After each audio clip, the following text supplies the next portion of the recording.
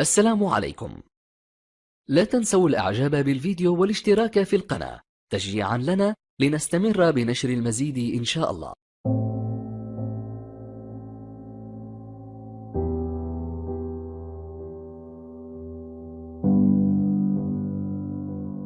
I'm here to talk about success, right?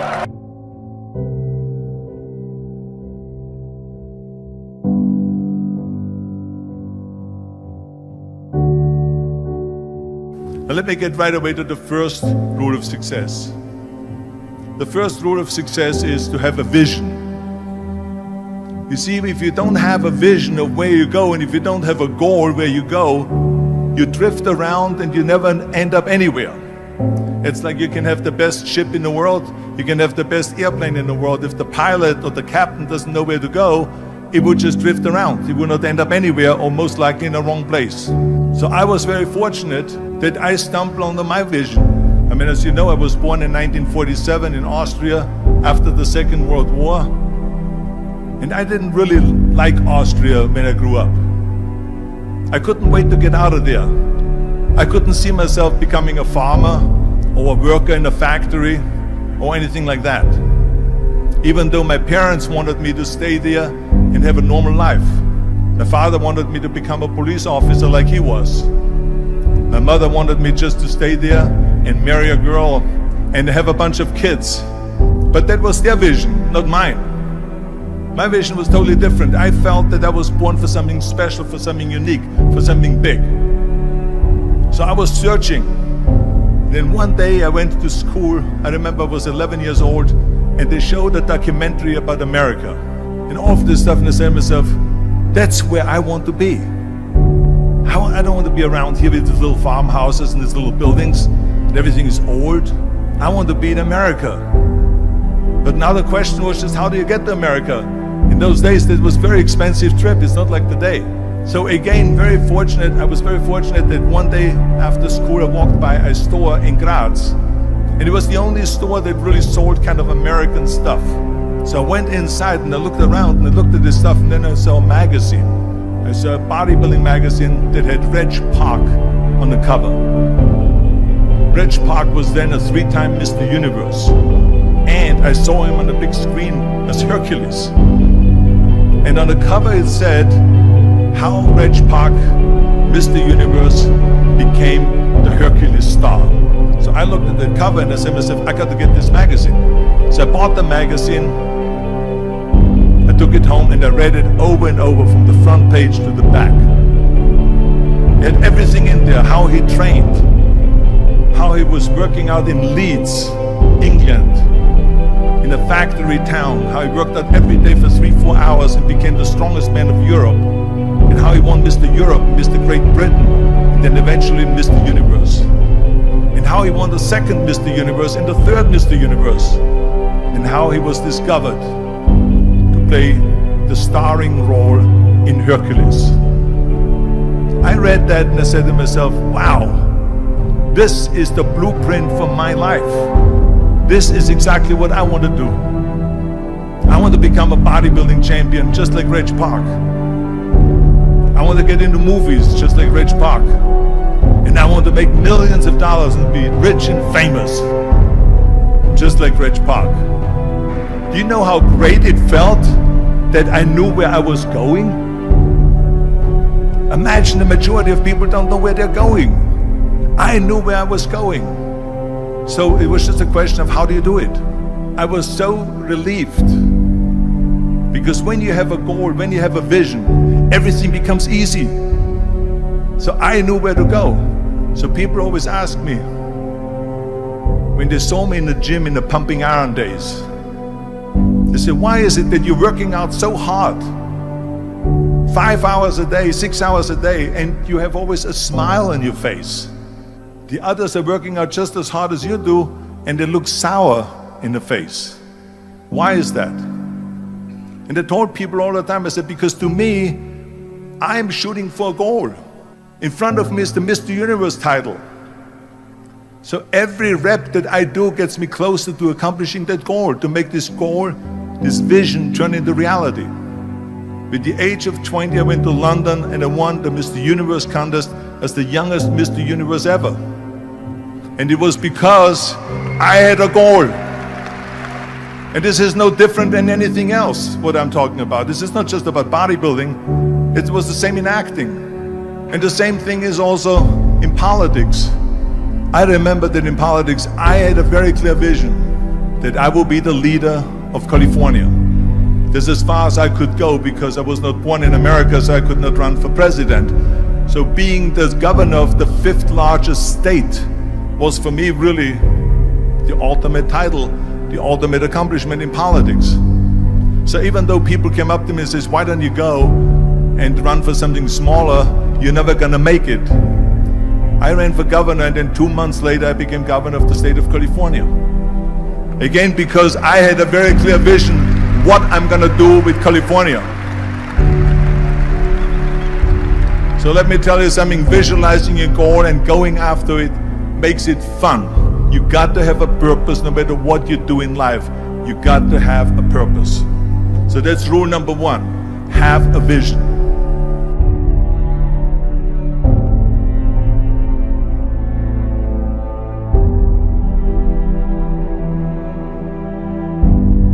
Rule number 2 is, don't listen to the naysayers. Everything I ever did, the thing that I heard out of people's mouth was, that's impossible. That can't be done. Or no. I remember when I wanted to be a bodybuilding champion, including my parents and everyone else around me, said this is impossible. That is exactly what I heard, and of course I proved to the people that it can be done. So whenever someone said to me, it can't be done, I heard it can be done. When they said no, I heard yes. And when they said it's impossible, I heard it is possible. Because I am a strong believer. I'm a strong believer what Nelson Mandela said, that everything is always impossible until someone does it. Well, I'm gonna be the one that said to myself, I'm gonna do it and I'm gonna show it to them. Maybe it has never been done before. That's perfectly fine with me. But I'm gonna do it. And I did not listen to the naysayers. The same was also when I went into not just in bodybuilding, they said no. When I wanted to come to America, when I wanted to go to America, they said it's impossible. There's no money that you have to fly even over there. You have no money when you go over there to live with. And what do you think, they're gonna wait for you? They have plenty of big bodybuilders over there. It was all no, no, and it can't be done, it's impossible. And I remember then that the same thing happened also when I went into the show business. I won 13 world bodybuilding championships altogether, and now I said to the agent, the Hollywood agent, I want to get into movies. She said, that's funny, Arnold. I asked a studio executive, I say, I want to get into movies. I want to be a leading man. He started laughing. So they all say it's impossible. I said, why is it impossible? He says, because look at how big you are. You weigh 250 pounds. Hercules bodies and muscular bodies weighing 20 years ago. And then they told me, it says, and your accent, even if you reduce all your body weight and everything and have a normal body, I said, your accent, I mean, it will go give people goosebumps. With the German accent, it will get people the creeps. They will get scared. He says, no one in Hollywood ever has become a leading man that had an accent. That's the kind of stuff that I heard. They said, no, you see, it's impossible. And plus your name who can pronounce Schwarzenschnitzel or something like that. No one can pronounce that, so forget about it, Arnold. This is the kind of thing that I heard. Now that's very encouraging, isn't it? But you know something? I didn't give a shit. I said to myself, in bodybuilding I worked out 5-6 hours a day. I'm gonna do the same thing now for acting. And of course I went to college to study English, accent removal, acting classes, and all of this stuff, all day long. I worked and I worked and I worked. And within a short period of time, I made one movie called Hercules in New York, which of course went right into the toilet. But it didn't discourage me. I still had the same vision. And then all of a sudden, I was asked to star in Conan the Barbarian. And after I did Conan the Barbarian, the director at the press conference said to the press, he said to the press, if we wouldn't have had Arnold, we would have had to build one. And the same thing was with Terminator. After we were finished filming Terminator, Jim Cameron said to the press, if Arnold wouldn't have had that accent and talked like a machine, I think the movie wouldn't have worked. So think about that. The body and the accent that they attacked was an asset.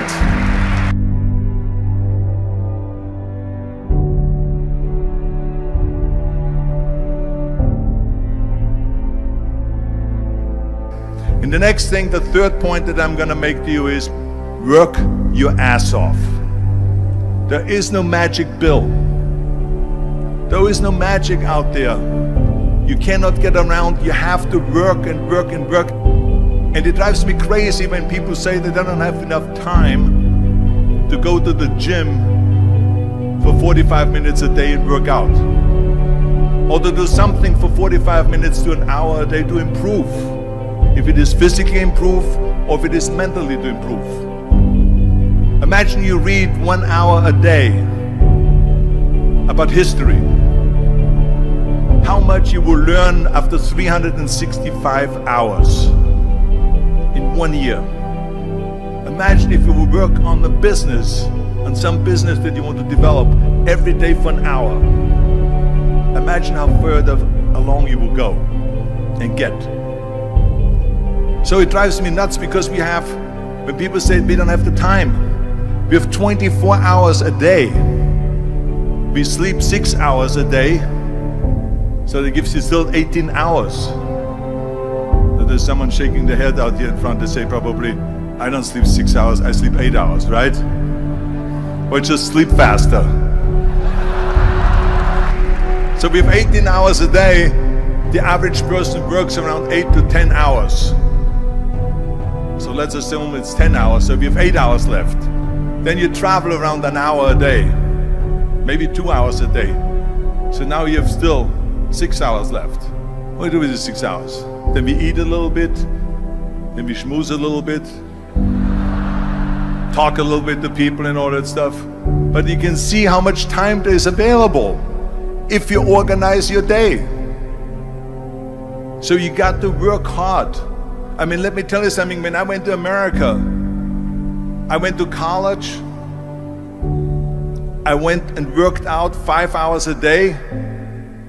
And I was working on construction. Because in those days in bodybuilding, there was no money. I didn't have the money for food supplements or anything. So I had to go to work. So I worked on construction. I went to college. I worked out in the gym, and at night from 8 o'clock at night to 12 midnight, I went to acting class 4 times a week. So I did all of that.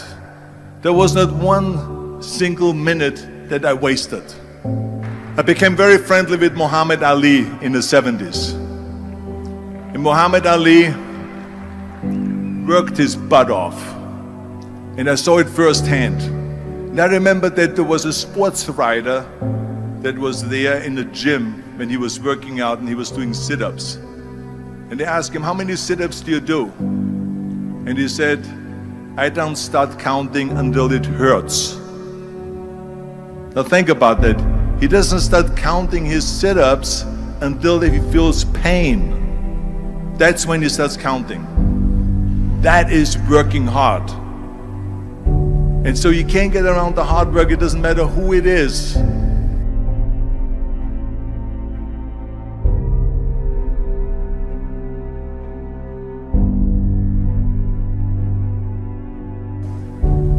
Well, I hate plan B. But when you start doubting yourself, that's very dangerous. Because now what you're basically saying is that if my plan doesn't work, I have a fallback plan, I have a plan B. And that means that you start thinking about plan B, and every thought that you put into plan B, you're taking away now that thought and that energy from plan A. And it's very important to understand that we function better if there is no safety net. I'm telling you, I've never ever had a plan B. I made a full commitment that I'm gonna go and be a bodybuilding champion. I made a full commitment that I'm gonna be in America. I made a full commitment that I'm gonna get into show business and I'm going to be a leading man. No matter what it takes, I will do the work. I will do the work over and over and over until I get it. And the reason, one of the main reasons why people want to have a plan B is because they are worried about failing. What is if I fail, then I don't have anything else?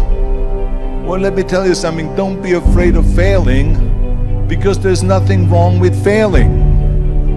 You have to fail in order to climb that ladder. There's no one that doesn't fail. Michael Jordan said in one of his interviews, when they said, "You're unbelievable, you're the greatest basketball player of all times." I mean, tell me about that. And he says, well, you're just mentioning the successes. But he says, for me to become the greatest basketball player, I missed 9,000 shots when I was playing basketball at the NBA games. Does it make him a failure? No. He's one of the greatest basketball players of all times, but he failed 9,000 times. Do you get it? We all fail. It's okay. What is not okay is that when you fail, you stay down. Whoever stays down is a loser. And winners will fail and get up. Fail and get up. Fail and get up. You always get up. That is a winner. That is a winner.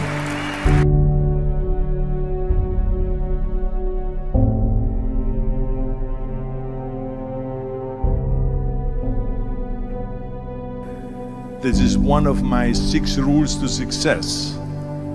You can only feel complete as a person if you think about what can you do for your fellow member around you that maybe needs help. I was an immigrant going to America, and I saw how America was the most generous country in the world. I mean, they opened up their arms to me, they helped me, they invited me for Thanksgiving dinner. The people, they brought me, the bodybuilders in the gym brought me plates to my apartment because I had no plates, I had no silverware, I had no bedware, I had no pillows, I had no blanket, I had no TV, I had no radio, I had nothing. They brought it to my apartment. And I said to myself, as an immigrant that is being embraced with open arms, that I need to go and make sure that I give something back.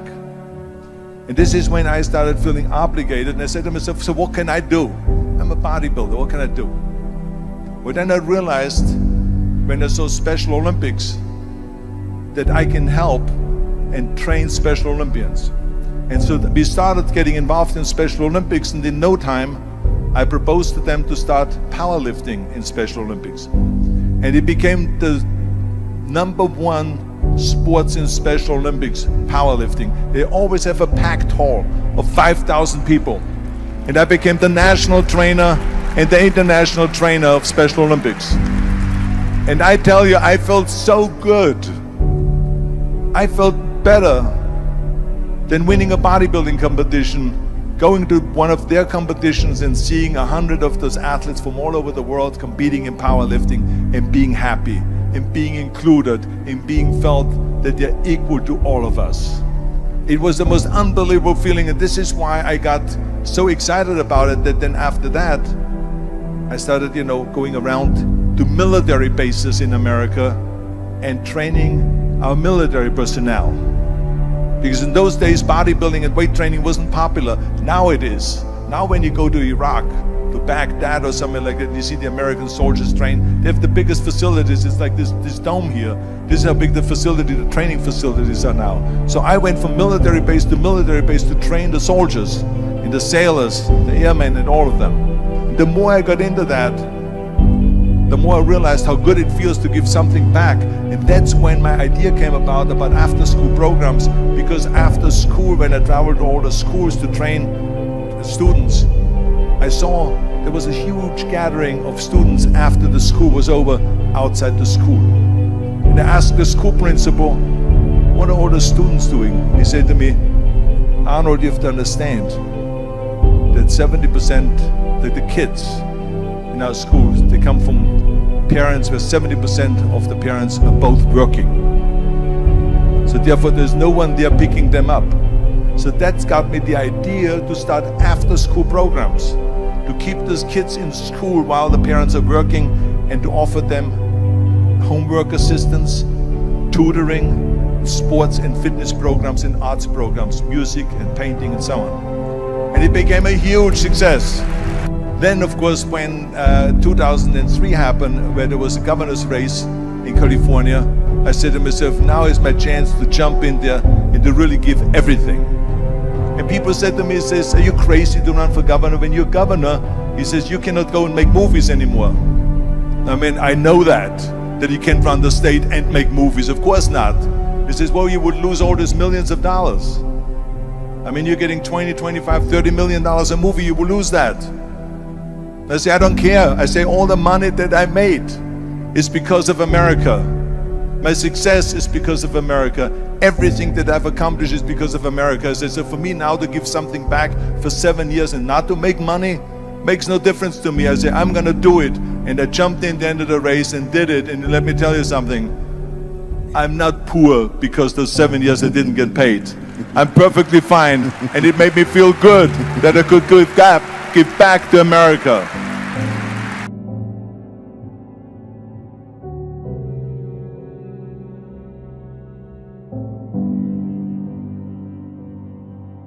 Well, I think that every day we are benefiting from someone helping us. That's why I said earlier, there's no such thing as a self-made man. I mean, when you think about it, you're born and you need your parents to raise you. You need your teachers to teach you. You need your coaches to do sports. And so when I think about back of the people that helped me, I remember that everything I did always needed help. Think about it when someone says, Arnold, you're the greatest self-made man. I said, you can call me anything you want, but don't ever call me self-made man. I said, because I did not get to that point by myself. I mean, think about just to be successful in the movies.